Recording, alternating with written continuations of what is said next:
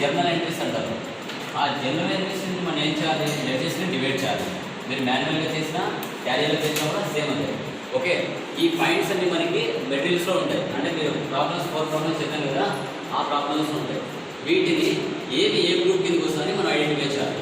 అవి సిస్టంలోనే డిఫాల్ట్గా 28 గ్రూప్స్ ఉంటాయి. మనకి ఒక కంపెనీ క్రియేట్ చేస్తున్న టాలీలో 28 గ్రూప్స్ అనేది సిస్టంలోనే ఉంటాయి.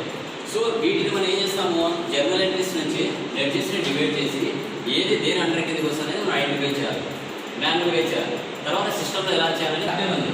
సో క్యాపిటల్ గ్రూప్ ఏమొస్తుంది మనకి, క్యాపిటల్ వస్తుంది. సార్ క్యాపిటల్ అంటే ఏంటి సార్ అని మీకు డౌట్ రావచ్చు. ఇప్పుడు నేను ఓన్గా ఒక బిజినెస్ స్టార్ట్ చేయాలనుకున్నప్పుడు బిజినెస్ దగ్గర డబ్బులు లేనప్పుడు ఓనరే బిజినెస్కి అప్రూవ్ అయిపోతాడు.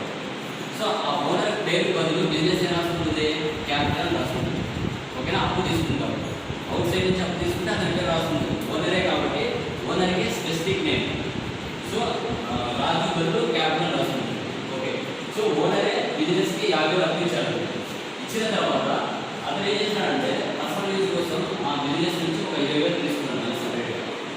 ఓకే, ఓనరే బిజినెస్ నుంచి పర్సనల్ యూజ్ కోసం ముందు 50,000 ఇచ్చాడు, దానికి క్యాపిటల్ అంటారు. తర్వాత అతనే 2 months కానీ 3 months తర్వాత కానీ తనకి అవసరమైన డబ్బులు అతనే బిజినెస్ నుంచి 20,000 తీసుకున్నాడు. దానికి పేరేంటి, రైస్. ఓకేనా, లేకపోతే రాసుకున్నాం. ఓనరే బిజినెస్ పంపిస్తే క్యాపిటల్, ఓనరే బిజినెస్ నుంచి పర్సనల్ యూజ్ కోసం కొంత అమౌంట్ తీసుకుంటే రైస్. అది ఓనర్కి మాత్రమే ఆ 2 names. రిమైనింగ్ పర్సన్స్ ఎవరు వచ్చినా బయట నుంచి అతని పేరు రాసుకున్నాడు బిజినెస్. అది మీరు బాగా గుర్తుపెట్టుకోవాలి. ఓకేనా, ఇక్కడ నుండి ఏమి వచ్చినా కూడా మీరు 2 తీసుకోవాలి, క్యాపిటల్ తీసుకోవాలి. ఓకేనా, తర్వాత ఓకే ఒక బిజినెస్ పెట్టాలంటే మనకు డబ్బులు కావాలి. ఓకే, డబ్బులు ఉంది.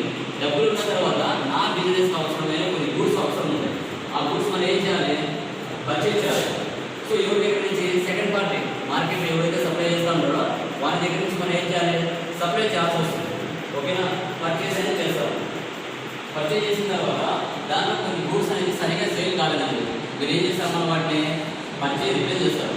మీరు ఎవరి దగ్గర అయితే కొని ఉంటారో ఆ కొనిన వ్యక్తికి మళ్ళీ మీరు ఏం చేస్తారు, రిటర్న్ చేస్తారు. అంటే ఈ 2 పదాలలో పర్చేజ్ వచ్చినా పర్చేజ్ రిటర్న్ వచ్చినా మనం ఏం తీసుకోవాలి, గ్రూపు పర్చేజ్ తీసుకోవాలి. ఇటు పక్క ఎవడైనా వస్తాడు సప్లైర్ అంటే వాడు రాజు రావచ్చు, కిరణ్ రావచ్చు, రమేష్ రావచ్చు, ఎవరైనా రావచ్చు, వాళ్ళని వదిలేయండి. ఇటు పక్క ఉన్న లెడ్జెస్ మాత్రమే ఏది ఇచ్చినా అడుగు మనం ఏం తీసుకోవాలి, పర్చేజ్ తీసుకోవాలి. ఇటు పక్క పేర్లు వస్తాయి కదా, ఆ పేర్లకు సెకండ్ మనకి ఆన్సర్ ఉంటుంది కింద. ఓకేనా, ఓకే బిజినెస్ పెట్టా ఏ బిజినెస్ అవసరమైన విధంగా కొన్ని అసెట్స్ని పర్చేజ్ చేస్తాం. అసెట్స్ కానీ గుడ్స్ కానీ ఏదైనా కావచ్చు. పర్చేజ్ చేసిన తర్వాత నీ మెయిన్ కాన్సెప్ట్ ఏంటి, నువ్వు ఓన్గా ఉపయోగించడానికైనా కొనింటావు, లేకపోతే మార్కెట్లో సేల్ చేసడానికైనా కొనింటావు. ఓకేనా, మార్కెట్లో అనేది మనం సేల్ చేయడం జరుగుతుంది. ఆ పార్టీ ఎవడైనా కావచ్చు, ఇప్పక సేల్స్ రాజు కావచ్చు, రమేష్ కావచ్చు, కృష్ణ కావచ్చు, మహేష్ కావచ్చు, ఎవడైనా కావచ్చు. ఆ పర్సన్స్ ఈ పక్క ఉన్న పర్సన్స్ వదిలేదు. బట్ సేల్స్ చేసిన తర్వాత దాని గ్రూప్ ఏమొస్తుంది, మనకి సేల్కి సేల్ వస్తుంది. ఓకే, నువ్వు వేరే పర్సన్కి సేల్ చేస్తావు. సేల్ చేసిన తర్వాత అతని దగ్గర సరిగ్గా సేల్ కాలేదు. ఓకే, 1,00,000 రూపాయలు సేల్ 50,000 దగ్గర 50,000 మిగిలిపోయింది. అతను ఏం చేస్తాను, నీకు మళ్ళీ సేల్స్ రిటర్న్ చేస్తారు. అంటే సేల్స్ వచ్చినా సేల్స్ రిటర్న్ వచ్చినా మనం ఏం తీసుకోవాలి, సేల్ అని తీసుకోవాలి. మీరు ఇద్దరు లేచి అడిగినప్పుడు చెప్పాలి.